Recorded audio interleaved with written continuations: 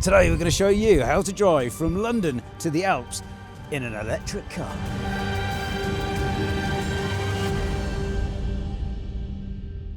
So that's our main mission, but why stick around?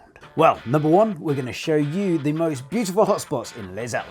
And number two, we're going to tell you how easy it is to charge in France and, more importantly, where to charge on your road trip. Number three, we're going to tell you how to do a ski holiday without costing the earth. Number four, we're going to show you what it's like to be a beginner on a ski holiday. Good luck, Cameraman Cal. Cameraman Cal, are you feeling confident? And numero five, we're going to try and use our French skills to convince the locals to make the switch to an electric vehicle. That's going to be tricky. It all started after an encounter with Barstool warrior Jason. Let's call him Jason because that's his real name. He said that electric cars are rubbish because he couldn't do his annual road trip to Cornwall without having to charge. I said, hold my beer. We got on the bat phone to our friends at Select Car Leasing to see if they would support our trip to Cornwall. They scoffed at our lack of ambition and decided to set us a real challenge. The Alps in winter with French farmers revolting. Ooh la la. We knew we'd need a noble steed with excellent range, space and fast charging. Our friends at Polestar had just the car. The all-new Polestar 2 long-range rear-wheel drive spec. And what a treat for cameraman Lewis, who had never driven an EV before, to take the first stint from London to Calais. Would you swap your Citroen C3 Yes. for the Polestar? Yes. Silly question. How are you enjoying the one pedal driving? It's great. I've taken it like a dove to water, is the saying. Exactly, that's the dove to water is exactly the same. Yeah, it's brilliant. Why was driving the obvious choice? Well, could have taken the train, but we had a lot of camera gear, lots of skis and boots to lug around, and it just made sense to chuck them all in the back of a car. Plus, any excuse to jump in a car, have an adventure, we're going to take it. With all that in mind, we set the sat-nav for a place called Annecy, which is the foot of the Alps, and everyone had recommended this place because it is beautiful. And it being so close to our final destination, we decided to utilise the fact that we were driving and see another corner of the world on the way. Just to explain how one pedal driving works, if you take your foot off the accelerator, the car brakes for you and recuperates energy back into the battery, so also better for your range. Yeah, obviously one pedal driving is great around town when you're stopping and starting constantly, it's putting energy back into the battery, it's easy to drive. When you're on the motorway, however, you don't want to lose that momentum, so it's probably best to turn it off. That's my top tip. Okay, turning it off as we speak. Oh no, it is off. I've just turned it off. Oh right. I'm getting way You're really close to that car. Let's give that tanker a few more feet distance, shall we? Turn it back on. And through the tunnel we went, eager to make up some ground early on. On the outward journey, we had one tactic, slow and steady, and staying under 70 miles an hour, as that is the speed at which air resistance really begins to kick in. And in theory, we'd only need one charge between London and Annecy, in theory. Okay, we've been driving since about 9 AM. It's now nearly 3 PM France time. We're starting to think about our first charge. Callum, what's our strategy? So I think we're going to drive down to Rheims, and that is 80 miles, which is 130 kilometres. So what have we got in the tank? Well, 100 miles range, that means we should get there with 20 miles left in the battery. Not long after Calais, it was Cameraman Cal's chance to get behind the wheel. Hang on. Back. No idea what I'm doing. Can we just comment? It's my first time driving in a foreign country, and I'm absolutely terrified. Better watch out for those cars. Okay, Callum's been driving the car for about 7 seconds. First impressions? Best thing I've ever driven. I mean, already I'm comfortable. You know, I'm quite snug in this little cockpit. It's quite like about Polestars. Steering wheel's comfy. I'm cruising. I know I've got the power there if I need it. Yeah, it's lovely.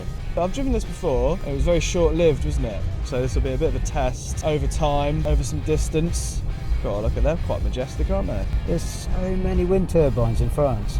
Am I allowed to go off here? I'm going to do it anyway. This is definitely the wrong way that I've just gone. Yeah, definitely. Bonjour from Rheims in France. We've made it all the way here from London without charging. This is our first charging stop of the trip, and we've been driving since 9 AM. It's now 4 PM. France time, so that gives you an idea of how far and how long you can drive in an electric car. We're getting a quick top up, and we've been here for about 10-15 minutes, and we've gone from 0 to 74% in absolutely no time. Now when you're charging, there are various different things you need up your sleeve, one of which is the power card. It makes charging and paying for charging faff free, and Neil from Power did tell us that the Ionity fast chargers work here in France. Thank you very much, Neil. Oh, and Polestar have lent us this Polestar charge card, which is very useful because whilst these chargers are blisteringly fast, they're also rather expensive. So 30% off is definitely a bonus because every little helps on the road to net zero. Soon enough, we were at 80%, which by our calculations should have been enough to get us all the way to Annecy. After I Spy and Would You Rather ran their course, we discovered that cameraman Cal actually knew a bit of the local lingo, and that Select Car Leasing had challenged us to decipher some EV myths. So we put our GCSE French to the test. Rick, do you speak any French?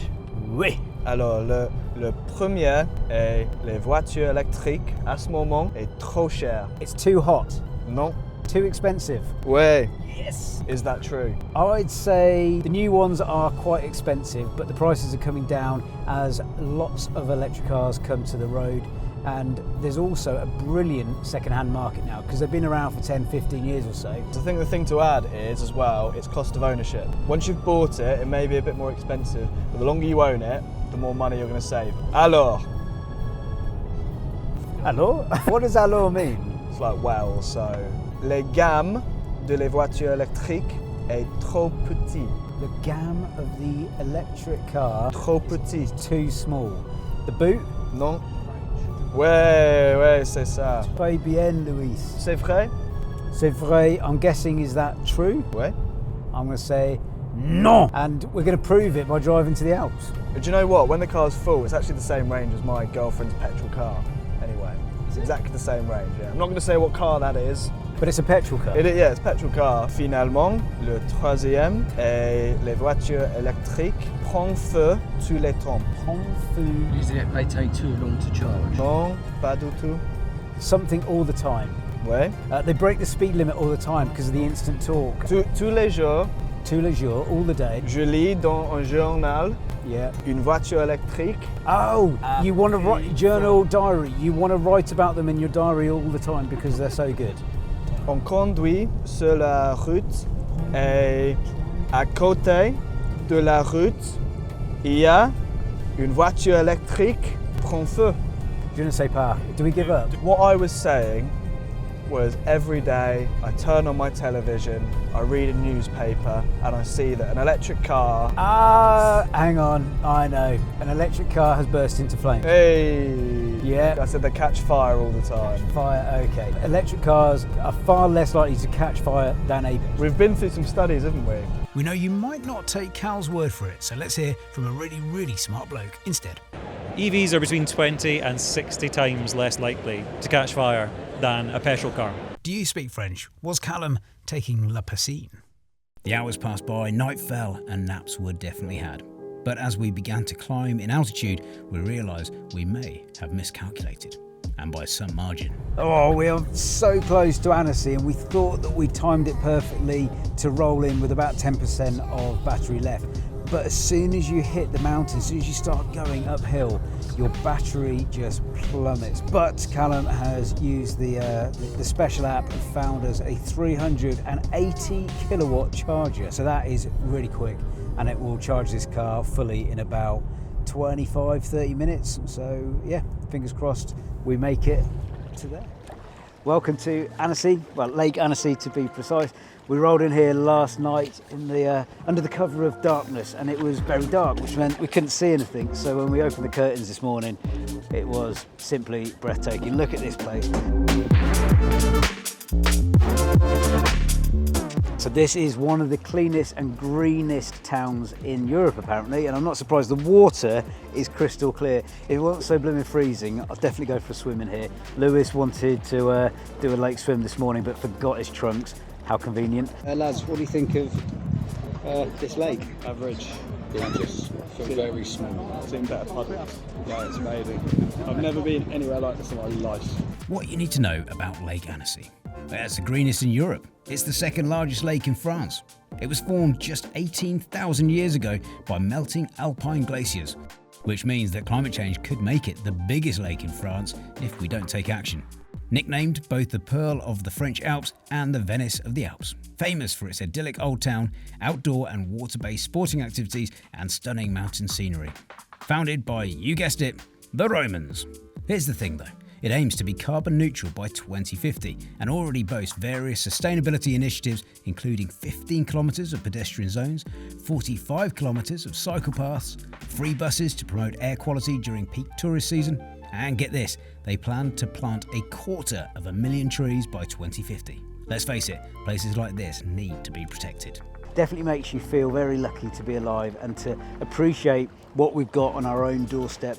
We just need to keep it that way. Our plan was to drive straight through and get to Val d'Isère, but we thought, well, why not stop? You know, if we're not flying and you're driving, let's see what there is to see in Europe. And this is one of the most beautiful places I've ever seen, so I think it was a good decision. You could be surfing here on the lake in the morning, get in the car, and in 2 hours, 2.5 hours, you're in Val d'Isère snowboarding or skiing. What could be better than that? Yeah, we've driven a long way, but feeling very smug about ourselves because there have been 0 tailpipe emissions. Oh, it's cold and I've got a wet bottom, but totally worth it. It was a shame to leave Annecy because we didn't have as much time as I'd have liked, but we had to get up the mountain. The snow was calling.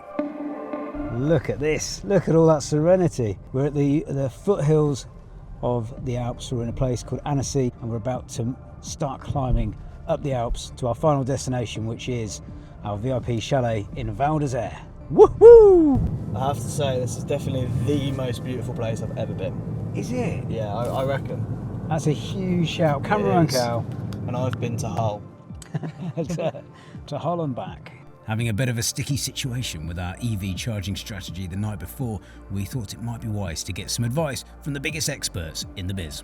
Jordan Brompton, the co-founder of My Energy, one of the most awesome home charger and solar. They do batteries, they do basically the whole ecosystems for your house, and she has come back with us with a brilliant tip. Geordie says, numero 1, plan your stops in advance, but she does go off plan if hungry, needs a wee, or if there's a charger free. Take charge whilst it's there, even if you don't necessarily need it.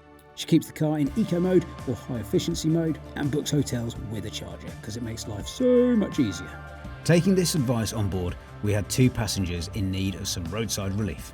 We've just stopped to charge because it was saying that we had just enough to get there, but as soon as you start going uphill, we know that the battery's going to plummet. So we thought we'd stop, and we found, was it a 280 kilowatt charger? 225. So that's really fast. 225 meant that the car was charging mega quick. So we just left it on for about 15-20 minutes whilst Lewis went to try and find a toilet. So anyway, we're all bursting to get to the top of the mountain ASAP. Do you know what? As you're driving up the mountain, it is one of life's great pleasures, and I'd highly recommend it. If you've never been to the Alps before, check it out. The 2-hour drive flew by, and in high spirits we rolled into Val d'Isère, our home for the next week. Okay, it's been an epic journey from London to the Alps. We've made it to Val d'Isère. The snow is everywhere. People have got their snowboards and skis over their shoulders. Val d'Isère is no ordinary ski resort. Predating the Roman Empire, it is now one of the premier ski resorts in the world. It's previously provided a backdrop for Top Gear, Absolutely Fabulous, various video games, and a little thing called the Winter Olympics. The Val d'Isère teen area is roughly the size of Liverpool, with Peace stretching an equivalent distance of London to Sheffield, and we were determined to ski them all. There's loads of people who I don't think ski, I think they just come here to shop and look like they can ski. See the turning circle of the Polestar 2? Awesome. We're right in the heart of the village. This couldn't be a much better location, really. So this is our VIP chalet from VIP Ski. It's called La Chouca. After a day and a bit on the road, we were keen to flop onto the sofa at our accommodation, which, by the way, wasn't your average apartment.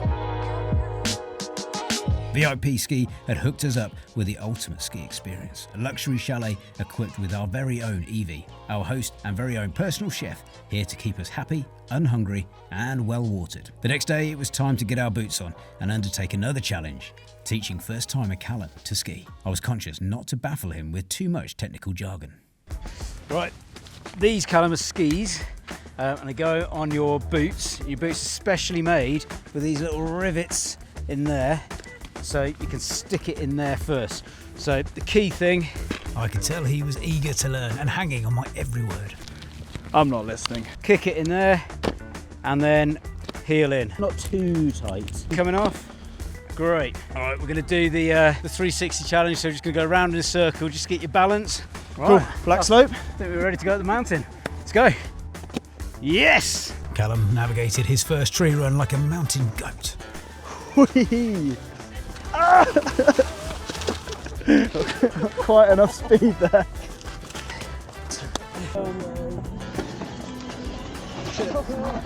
Out. There we go. We're on. Is this a good time to say I'm scared of heights? What's going to happen at the end of the ski lift? This ski lift, anything could happen. What's the procedure? I think the key thing is just don't panic. Okay, we've got a lot of don'ts. What do I do?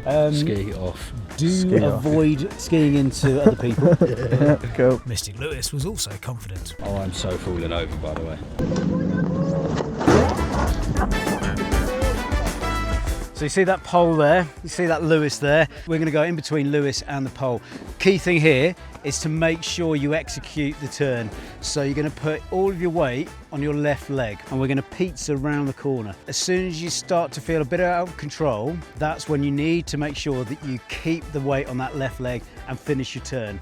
And then that will point you back uphill. I'm going to show you twice to give you an idea. And then left leg, turn, and nice and simple. Facile.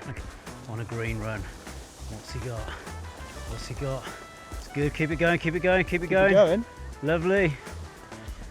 Guy's a blooming natural. It seemed Cal was picking it up all rather quickly, and while we had booked an afternoon ski lesson with Oxygen Ski, we bravely, some would say foolishly, decided to go it alone. And Cal let slip the fatal words that would surely seal his fate. That was so fun. I don't want to sound like a knob. Slightly easier than I thought it was going to be. I thought it was going to be really difficult.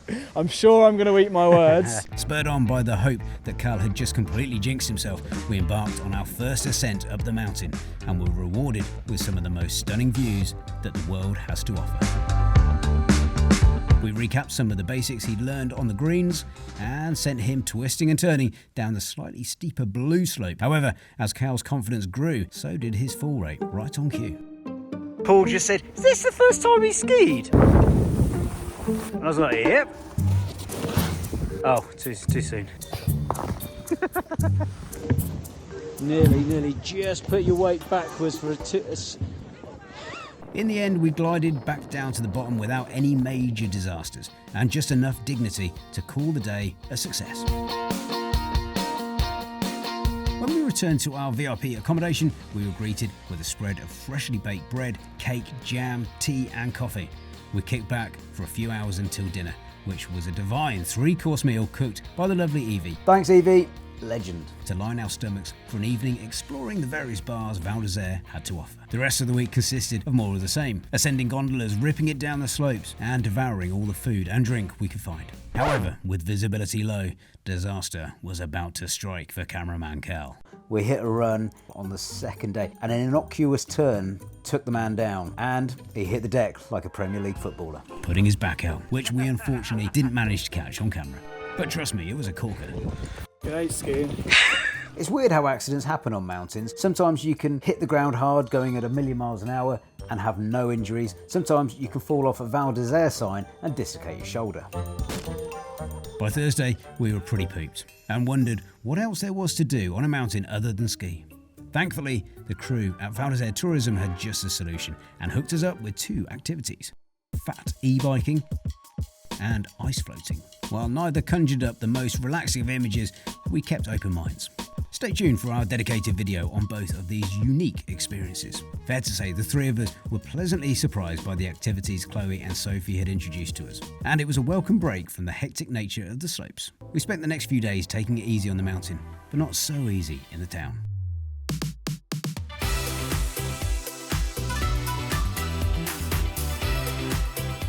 As the receipts began to pile up, I took some time to reflect on the experience, but stay tuned to see how much this all cost. Coming to a place like this, we decided it would be a good idea to get in contact with Val d'Isère Tourism, and they gave us some brilliant tips on things to do, and they've just generally been very useful. So Chloe and Sophie and all the team there, thank you so much for all your help on this zero emission mission. They even offered up the help of Cecile, who kindly shared some tips on how to make sustainable choices on your next ski trip, all of which we'd actually implemented ourselves.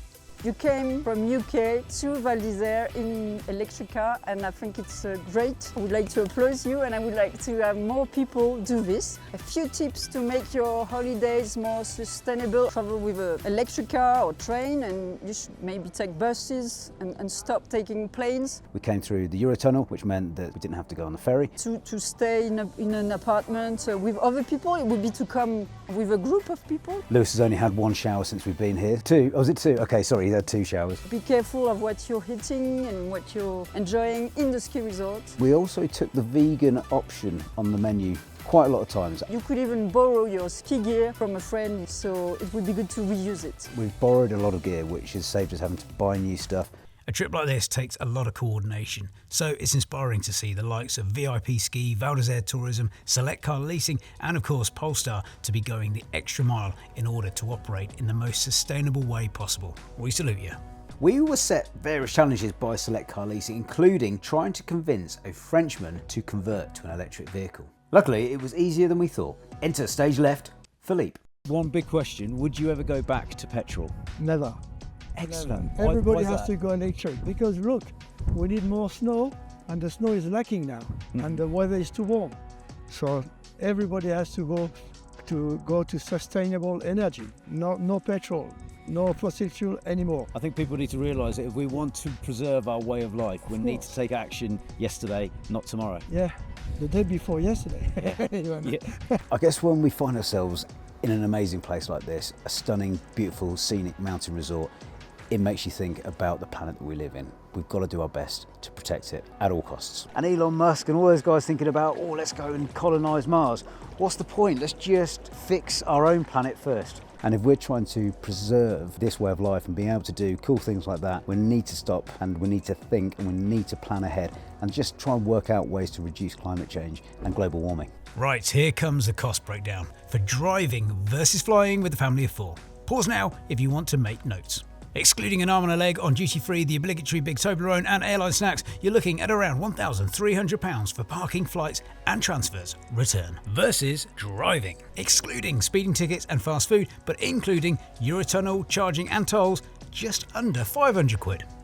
What other destinations would you like us to explore next? Let us know in the comments and we'll investigate on your behalf. Remember to smash that subscribe button and share with any friends that like an adventure. See you next time.